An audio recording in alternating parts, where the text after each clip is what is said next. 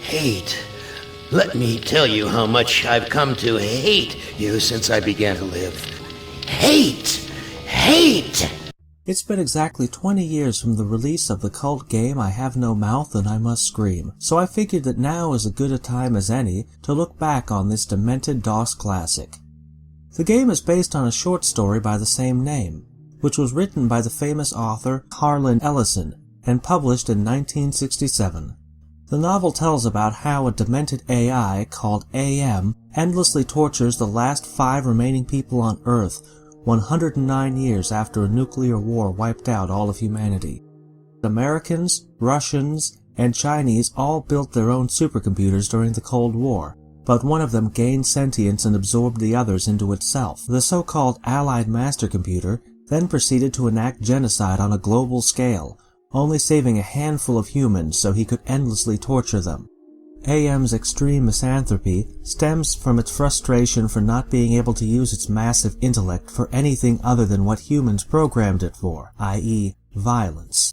The few remaining people would be better off dead, as they're trapped in a huge underground complex and they've been granted near immortality by AM, so that it can keep torturing them eternally.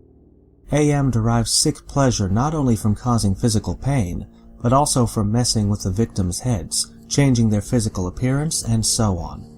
The victims might walk 1,000 miles just to find something to eat, only to find that the food doesn't take away their hunger, or that AM made it disgusting. He had materialized. He sent down some manna.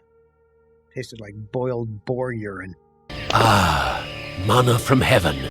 At the end of the book, one of the characters manages to permanently kill the other victims. This infuriates AM, who turns that character into a slug-like creature with no appendages, so all he can do is suffer as there's no way for him to die or even quench his thirst and hunger, with the only possible salvation being a total loss of sanity. And thus the story ends with the words, "I have no mouth and I must scream." When you picture yourself in that position, it's a truly unsettling story, and it's not really grade A source material for a video game adaptation. But the California-based developer Cyberdreams decided to give it a try anyway. They had previously worked with the influential illustrator H.R. Geiger on the Dark Seed games, which were also point-and-click games with a psychological horror theme, so they were likely the most qualified studio for such an undertaking. Ellison must have thought so as well, as he actually took part in the writing and design process despite having a reputation for being something of a Luddite. His goal was to make a game that is as thought-provoking as it is disturbing. Cyberdreams brought in a designer called David Sears and outsourced the actual development to another company called the Dreamers Guild. David played a key part in bringing this story from one medium to another, as he asked Harlan exactly why AM chose the 5 victims in particular. The author had never thought of that before, and thus the duo started working together on a new script. What they ended up creating is one of the most unique adventure games of all time, and undoubtedly the most depressing video game ever made. The game lets you experience this hellish story from 5 different perspectives. This allowed the designers to explore the darker sides of the human condition and implement symbolic elements to the storytelling. Each character has a dark past which is reflected on their levels, which are like tailor-made nightmares made by AM. In order to beat the game, each character must seek redemption by facing their pasts. Sounds familiar to a certain well-known horror game, doesn't it? An added benefit of this fleshing out of the characters is that it allows the players to explore differently themed areas, so there's much more variety in the visuals. Gorister, or Suicidal Loner, as the back cover calls him, wakes up from a deserted and dirty blimp. He feels guilty about his wife, who was sent to the asylum, and he must face his abusive mother-in-law. Ellen, the neurotic engineer, has to go inside a pyramid that's constructed from debris and electric junk. She was traumatized by being raped, and the color yellow triggers her anxiety, but she has to face up to her fears as her computer skills are vital to subduing AM. She's the only character who hasn't done anything wrong in her past life. Benny is a soldier with a dark past. AM turned him into a dumb ape-like creature. For his mission, AM has granted him the ability to think again like a normal human, but crippled his motor skills in return, thus he can't even feed himself. This chapter makes allusions to the Vietnam War, but the theme is never fully explored. Benny also voices some judgmental conservative opinions, which of course backfires when he has to rely on a woman to feed him. What did they used to call them? Single-parent household.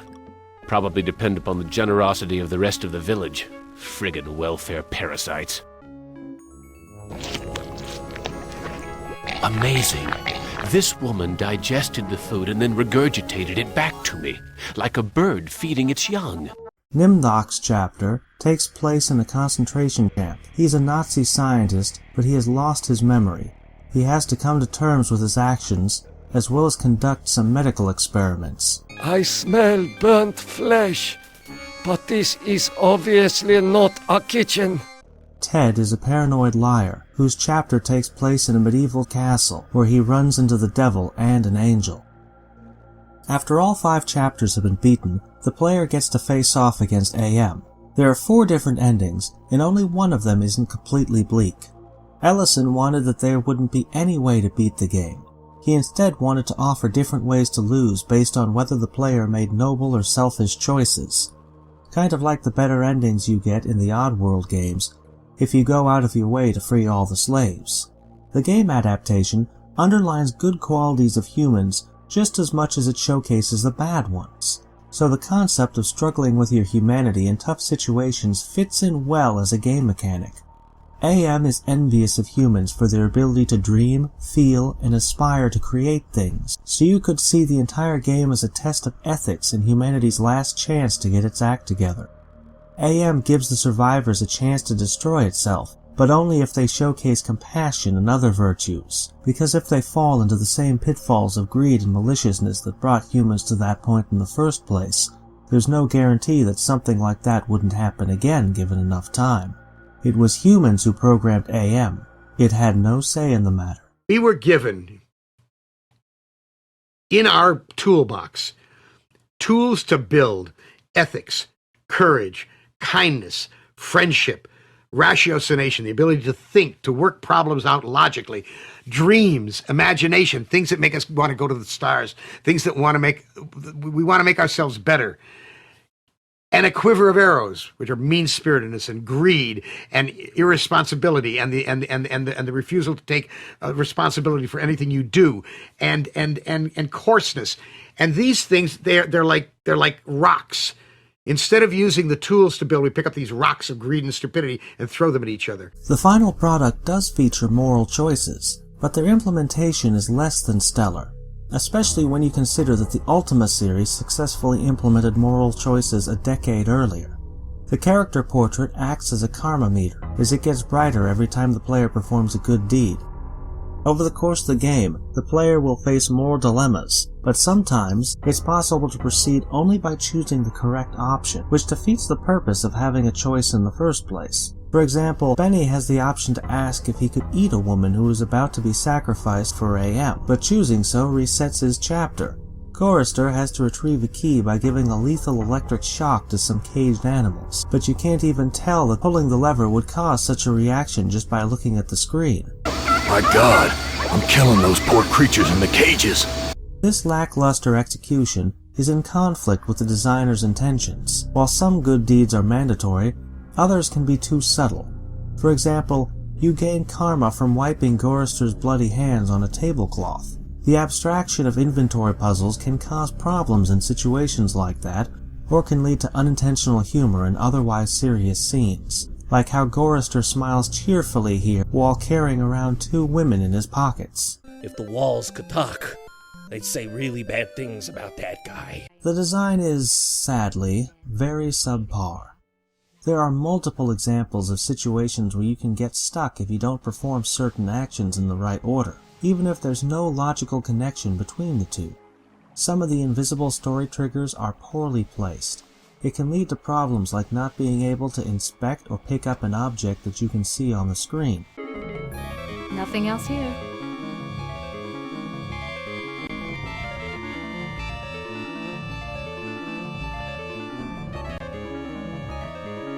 Nothing else here. The puzzle design is also nothing to write home about. It's a game that excels more as an experience than anything else. The greatest aspect of I Have No Mouth and I Must Scream is its unique and surreal atmosphere. There are a lot of peculiar characters and bizarre situations, like meeting a jackal which only talks in riddles. In the same area, one man will appear from nowhere, and when you try to talk to him, he starts repeating himself after a few questions. Harry, how did you get here? The Zeppelin, Gorister. We came on the Zeppelin. What happened in the dining room? Looks like there's a thunderstorm on the horizon. Moments like this give the game a dreamlike quality. Everything you see is an illusion made by AM, but because many of the characters you meet are ambiguous, or at times helpful, you're always questioning whether you're talking to a disguised AM or not. Maybe the survivors have started hallucinating, or those unusual characters could be manifestations of AM's insanity. The surreal atmosphere is greatly enhanced by the visuals. While the graphics aren't technically mind-blowing, and the backgrounds look kind of drab and lifeless, the Geiger-esque designs do a great job of creating environments that are as spellbinding as they are hostile. Benny's chapter is the best example, as it demonstrates AM's treachery. Though you're in a jungle, the environment looks completely lifeless. The sky is gray, trees are dead, and there's only one thing to eat, a bitter fruit. The starving villagers reside in unwelcoming caves that look cold and have these weird patterns etched in the stone. Roots of trees seem more like cables protruding from the soil. You can't see animals anywhere, even though you can hear birds chirping and other jungle sounds in the distance. This area feels like a cold, metallic illusion of a jungle, rather than an environment where organic life flourishes. This juxtaposition between what you're hearing and what you're seeing is very clever, and a good example of how this game can do things the book couldn't by letting players experience firsthand how deceptive and nightmarish these scenarios that AM creates truly are. While the visuals do their job well, the game does not look very good in motion due to the choppy animations.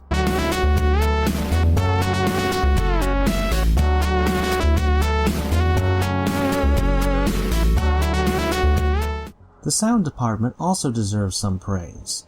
Although it's not without its flaws, most of the survivors have fitting voices, while AM is voiced by Ellison himself. His spiteful performance is legendary by now, even if eclipsed in popularity by Shodan and GLaDOS. Searing, blistering anguish, Gorister! However, the music goes from forgettable but tolerable MIDI bloops to being downright anticlimactic.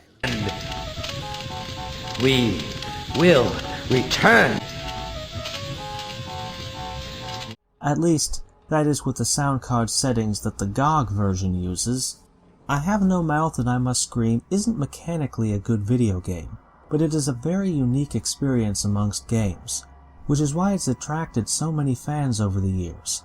It's a milestone title for storytelling due to its grim tone and mature take on controversial subject matter. Even if you don't care about game history, there's nothing else quite like it, which is enough to make it stand the test of time, while countless more polished and conventionally fun video games never made it into the annals of gaming. I'm a visitor in this medium. I don't for a moment pretend to be a gaming person. The extent of my gaming experience is that coming back from England, I played Jurassic Park for 3 wasted hours on a plane, on a TV set about this big. And at the end of 3 hours, I said, how can people spend years doing this? It is an utter and absolute stupid waste of time.